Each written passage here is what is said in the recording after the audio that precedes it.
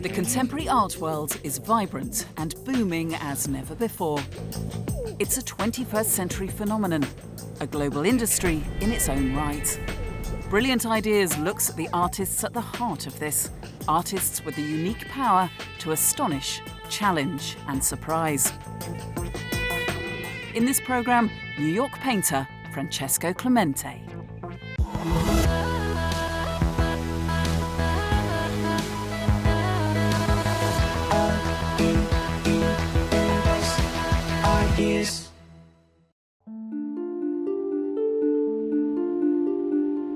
Welcome to the world of Francesco Clemente. As an artist, he's a one-off. A nomad, a storyteller, a philosopher, a joker, a creator of strange, dreamlike worlds.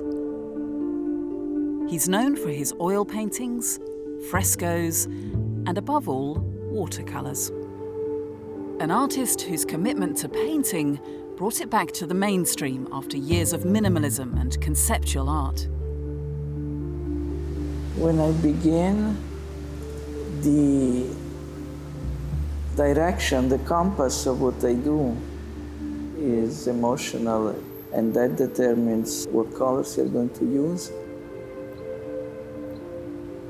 You know, you have to put the same care into it that you would put if you were caressing a person or, you know, when you paint, you're touching someone's body. That's what you're doing. Francesco Clemente is a painter of life. He's a painter of people, but most importantly, he's a painter of intimacy.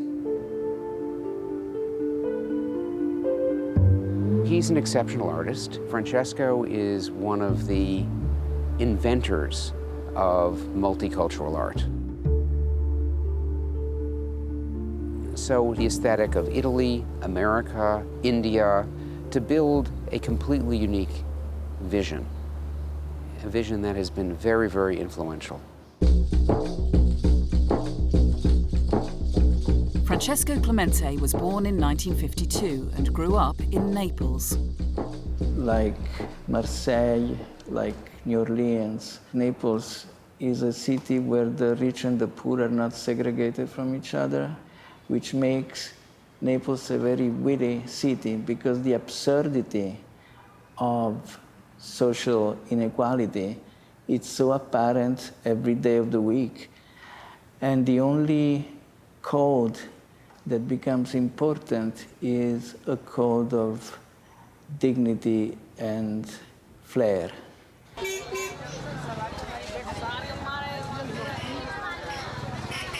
As a young man, aged 21, Francesco started travelling and headed to India, a trip that turned out to be life-changing. I was looking for another narrative of the contemporary world, and I did find it in India. Being a place of enormous diversity, both ethnically and culturally, every community have their own tradition, ritual, beliefs. Ya Raheemo, Ya Kareemo, Allahu Almeen Kul Kainat ke Malik. आपस में मोहब्बत प्यार से हम सब जी सके. When I first arrived to Delhi, one of the places I ended up being attracted to was the Nizamuddin Mosque. It's the tomb of a Sufi saint, you know, Muslim saint, and the cult of the Hindus within the walls of the site were happening at the same time. I was enchanted with that.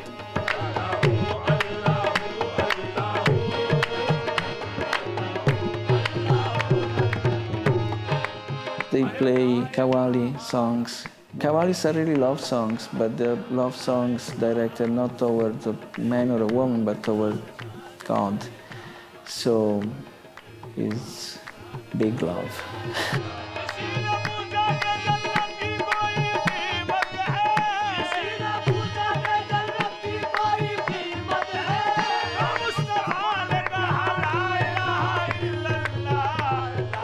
I realized that diversity could be really my subject matter, diversity of expression, diversity of acceptance. I realized that there isn't really one truth, that there are many truths, and the goal is to step back and let all these different views take place. Well, I think Francesco would be nothing without India. India absolutely informs him, and he spent so much time there. And he not only appreciated the philosophies of Indian thinking as expressed in art, but also the craftsmanship. At the end of the 1970s, Francesco was invited to exhibit in New York. Now married and with 4 children, he moved there in 1980 to a studio in Manhattan.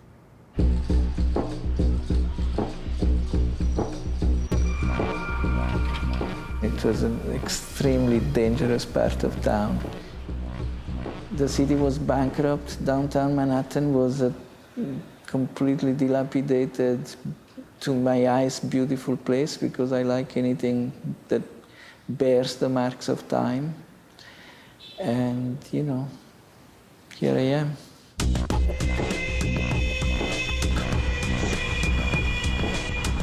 His entire body of work could be understood as a self-portrait, and he's certainly someone that has painted himself, but he's painted the people that are meaningful to him. He's painted his family, he's painted his world, he's painted what surrounds him and what gives him a sense of meaning in the world. Having settled in New York, Francesco fell in with his Manhattan neighbours, who included the artists Andy Warhol and Jean-Michel Basquiat, and Beat Generation writers Allen Ginsberg and William Burroughs. I thought it was almost my duty to keep a record of these remarkable personalities who were in transit in New York. I portrayed the poets, the artists, and some bystanders who were interesting and willing to sit. I do all my portraits from life in one sitting. Allen Ginsberg became a friend, and we collaborated on a number of books. He was very fond of William Blake, and so am I. And the next step was to make illuminated manuscripts like William Blake had made. Francesco's work moved to another level when he was invited to show at the 1980 Venice Biennale. His works were seen as a return to painting against the prevailing styles of minimalism and conceptual art. I was coming from this backwater southern Italian culture which was disputing modernism to begin with. Little I knew that this lack of knowledge or lack of faith in modernism would be then translated into a postmodern stance. This was a complete qui pro quo. I mean, my weakness became my strength. All of the themes in Francesco's work come together in his latest project, one of the biggest he's ever undertaken. Ideas.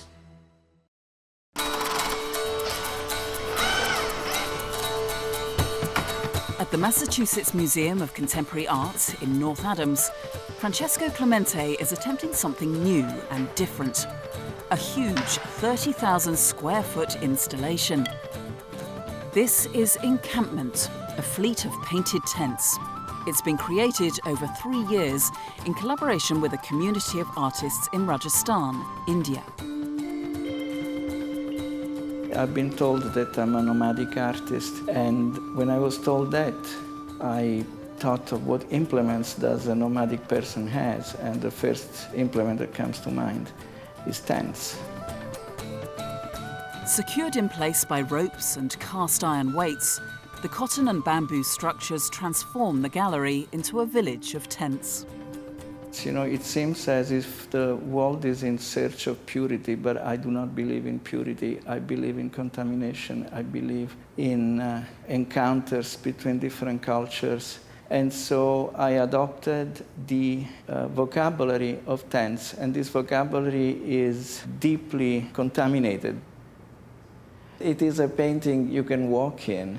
It is an architecture that does not have any foundation. It's an architecture that doesn't violate the ground, and I love that too. At Masmoka, all of the tents that Francesco has been working on for the past few years came together for the first time. I've been fortunate to visit the individual sites where they've been exhibited at Berlin, in Cochin in India, and in New York. But I felt that collectively they really showed the tremendous scope and vastness of his vision in a new way. I find the process of putting the tents up very charming. It's a little bit like going sailing. You know, there are ropes involved, there is a mast that has to go up first, and then you have to pull, and then you have to push, and then you have to find an adjustment, and it's not science. There is a great degree of personal interpretation involved on how this tent should stand, how crooked it should be, how straight it should be. I love all of that. The tents are made in a factory in Jodhpur, Rajasthan, which used to make military tents for the Indian Army, a process that draws on a long tradition of craftsmanship. This again resonates with me because in a way I think there is a connection between war and art. You know, art is the anti-war, is the other narrative that one can offer away from conflict. The outside is printed with wood blocks that are carved after my drawings, and then there is embroidery on top of that. To achieve that, I make small drawings which are then carved in wood, and they get printed by hand. These are the drawings which I make for the wood blocks. There is a limit to the size of the wood blocks, it's 7 inches by 7 inches. They establish a kind of general vocabulary, and then some of these images return inside the tents. For example, this guy here comes from my encounter with the candomblé religion that is now active in Brazil. And the image of this guy returns in the devil's tent. He wears a monocle, he smokes a cigarette, he's in a white tie and the top hat. And when I started to paint that tent, I realized that the audience would have thought of 1920s German bankers, and then I thought, well, they may as well, because times haven't really changed that much. These are magic squares. In the Islamic architecture, you can add all the numbers in any given direction and get the same sum. It is really a vocabulary that is made almost as you would make amulets for yourself to protect yourself from whatever disturbance can be there. While very, very ripely experienced, he's not jaded. He still has that yearning, that curiosity that he then instills in us with his art, and particularly these tents.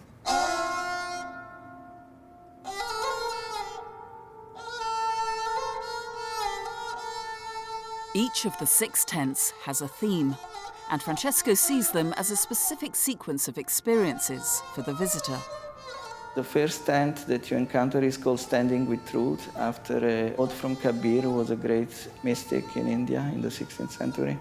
The theme is being present as a human being.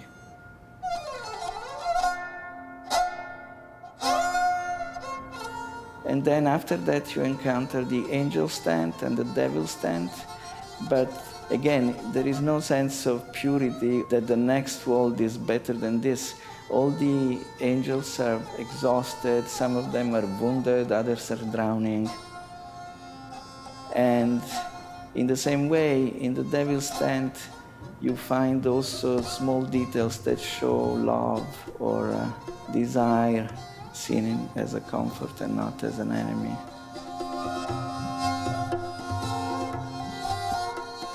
Francesco's next tent, the pepper tent, was made for Cochin, the spice port in Kerala. It's full of images inspired by that lucrative trade across the Indian Ocean.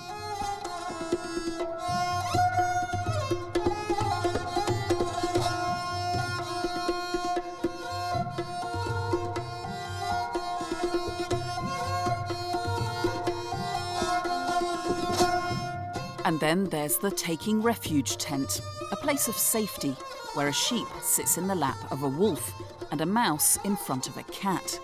Images of reconciliation. I imagine as a viewer, you ask yourself, well, this is all very nice that everyone is sitting and contemplating, but when this activity ends, what will happen? It may not be pretty.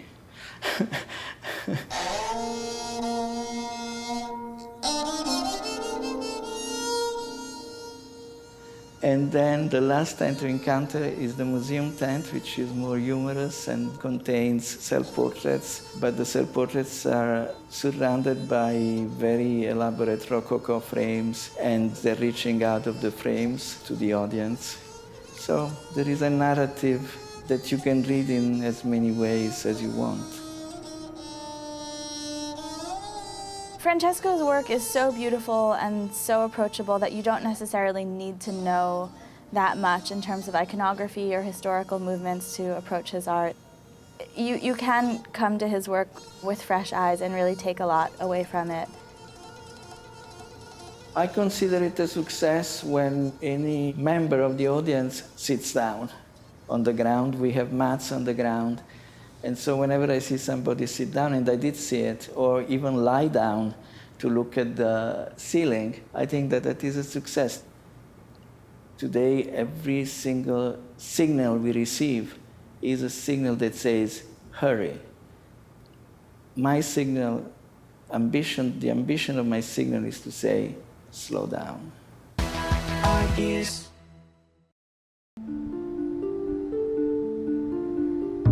Francesco Clemente has now been a figure on the New York art scene for over 30 years and travels between his 2 studios by bike. His newer space, on this side of the East River in Brooklyn, is where he does his larger oil paintings. Former industrial areas like this are where many New York artists have chosen to work. We have moved from my downtown studio, which is where I started to work in New York. I wanted to be closer to the water, and I wanted more light in the winter months.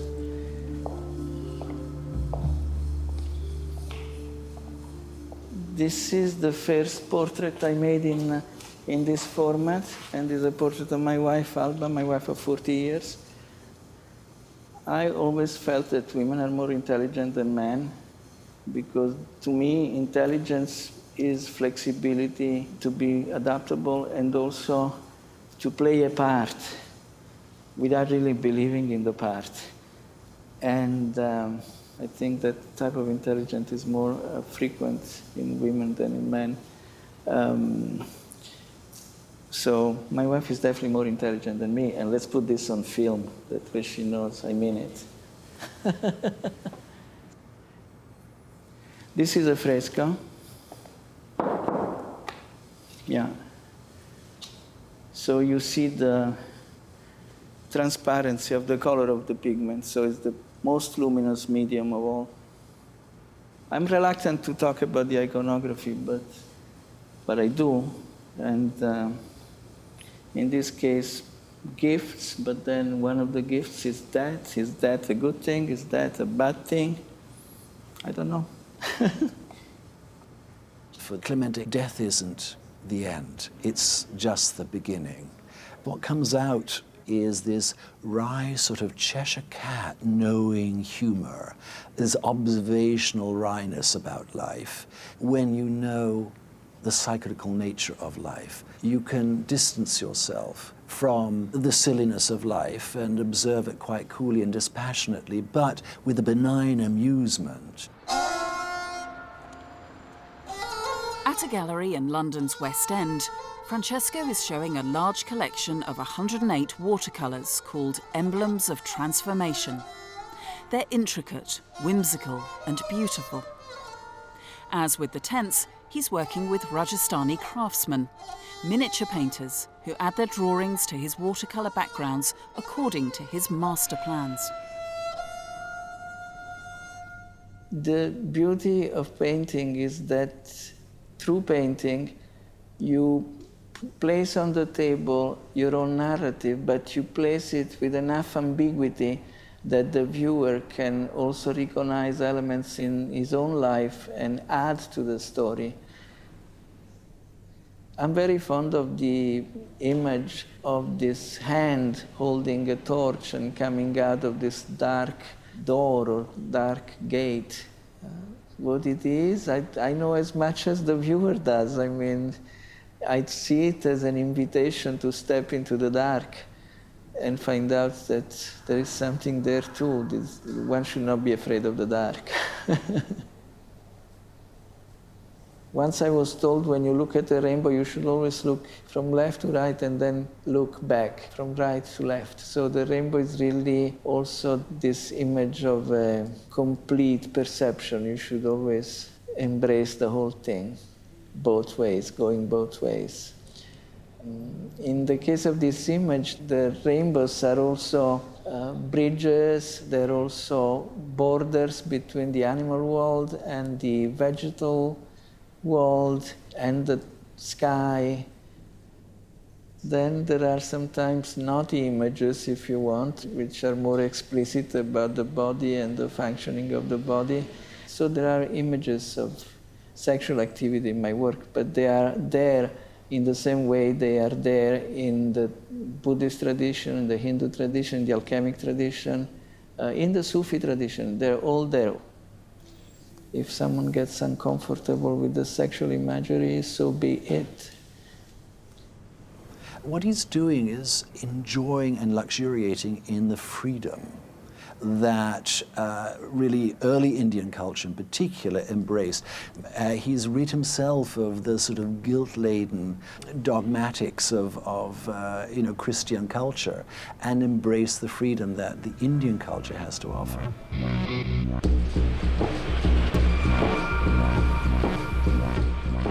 I believe what I make is profoundly political and profoundly connected to the world. I am very aware of what is going on in the rest of the, outside of my studio. I know what's going on, I do. But I decide not to help. I decide to stay here and make what I make and offer an alternative narrative. I believe that Francesco is one of those special artists who does believe that his art can improve the world. And his art certainly has improved my world.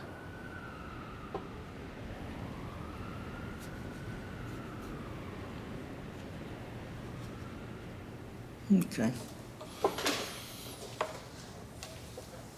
An image of a pair of scissors that cannot be opened. You can't cut anything with it. They're wrapped in a ribbon. When I grew up, when a child was born, you would hang a ribbon to the door of the building, a blue one for a boy and a pink one for a girl. So life overcomes death. So there's nothing to worry about.